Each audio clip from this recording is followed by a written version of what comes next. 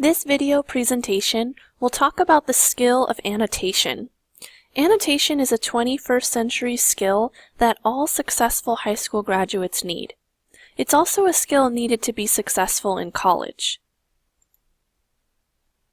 So what is annotation? Well, annotation is marking and highlighting a text to better understand it. If a student does not annotate, it becomes harder for them to understand the text and also remember what is said. So what is annotation like? Well, annotation is like having a conversation with a book. It allows you to ask questions, comment on the meaning, and mark events or passages that you want to revisit. Annotating is like a permanent record of your intellectual conversation with a text. So how can you annotate? What are some of the steps of annotation? One thing you can do is summarize important ideas in your own words. Summaries are usually included on the side of the text as marginal notes. Another step of annotation is making connections. You can make connections by adding examples from things you know in real life or from television, and this will enhance your understanding of the text. Another way to annotate is to define words that are new to you. Make sure that you stop and discover the meaning of unfamiliar words. Don't just pass it over, because it will limit your understanding of the text. As you annotate, you should also mark passages that are confusing and write questions about things you don't understand. Then these questions can be brought up in a class discussion with your peers or with your teacher. A final way to annotate is to write comments. You can comment on the actions or development of characters or about things that intrigue, impress, or surprise you. Remembering your initial reactions to a text will help you to better understand it later.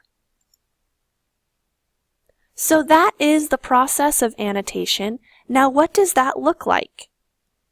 Here is a sample passage from The Crucible. In this passage, Ruth has fallen sick, and several characters are trying to figure out what is wrong with her. By annotating this passage, we will learn a lot about different characters, the setting of the play, and the culture in Salem during this time period. Now obviously, this page has not been annotated. We have the passage and a column for explanation, but no comments have been written down, no words have been circled to define, or nothing has been highlighted. This passage, however, has been annotated. You can see because things are highlighted and there are notes written on the side in the margins. So let's look at this passage together and see how annotating helps us to better understand it. Notice in the beginning it's a conversation between Abigail and Mercy. Abigail says, "Yes, Uncle." He goes out with Putnam. "How is Ruth sick?" Mercy, "It's weirdish. I know not. She seems to walk like a dead one since last night." Notice, "she seems to walk like a dead one since last night" is highlighted. And the comment on the side says, "Mercy seems to say Abigail is acting like a zombie, moving without thinking." Those marginal notes help us to better understand what it means when it says walk like a dead one. Let's keep reading. Abigail, "Now look you, if they be questioning us, tell them we danced. I told him as much already." Mercy, "And what more?" Abigail, "He saw you naked." Mercy, "Oh, Jesus!" Falls back on the bed. Enter Mary Warren, breathless. She is 17, a subservient, naive girl. Okay, so if we stop there, notice "he saw you naked" and "oh, Jesus" are highlighted. Why?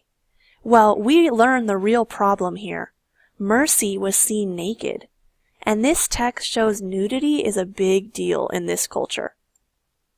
It's also not marked here, but notice where it says she is 17, a subservient, naive girl. If you didn't know what subservient meant, that would be a word to circle and write the definition in your notes as well. Let's keep reading. Mary, "I just come from the farm. The whole country's talking witchcraft. They'll be calling us witches, Abby. Abby, we've got to tell. Witchery's a hangin' error. A hangin' like they done in Boston 2 years ago. We must tell the truth, Abby. You'll only be whipped for dancing and other things. Abigail, Betty whimpers. Betty, now, Betty dear, wake up now. It's Abigail. She sits Betty up, furiously shakes her. I'll beat you, Betty. Betty whimpers.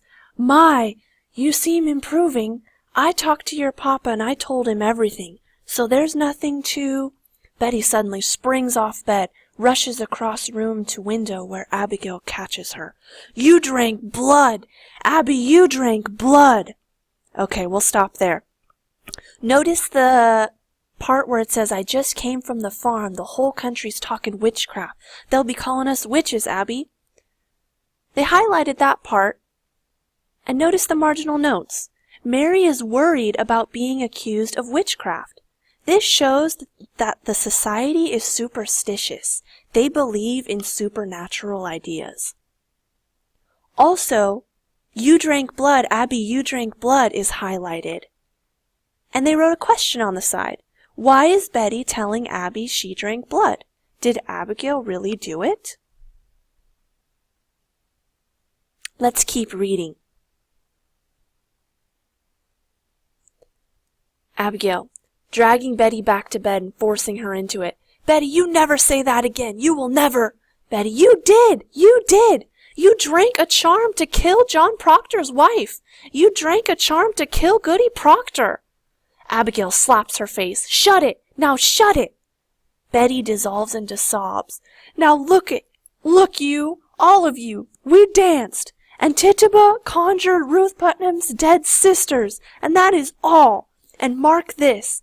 Let either one of you breathe a word or the edge of a word about the other things, and I will come to you in the black of some terrible night, and I will bring a pointy reckoning that will shudder you. And you know I can do it. I can make you wish you had never seen the sun go down. Betty cries louder. She goes to Betty, sits side of bed, DS of mercy, and roughly sits her up.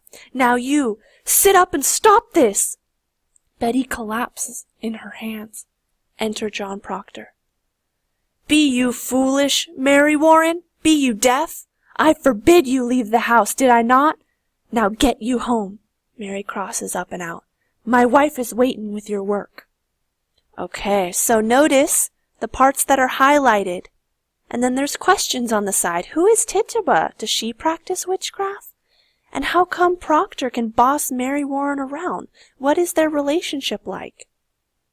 So notice, good annotation includes highlighting key points, writing questions on the side, making connections as to what it reveals about their society and culture, and also circling words that you may be unfamiliar with or you may not know. This passage has been thoroughly annotated, and we can see how it helps us to better understand it. So now, try annotation for yourself. Annotate the next passage and unravel the mysteries of the crucible.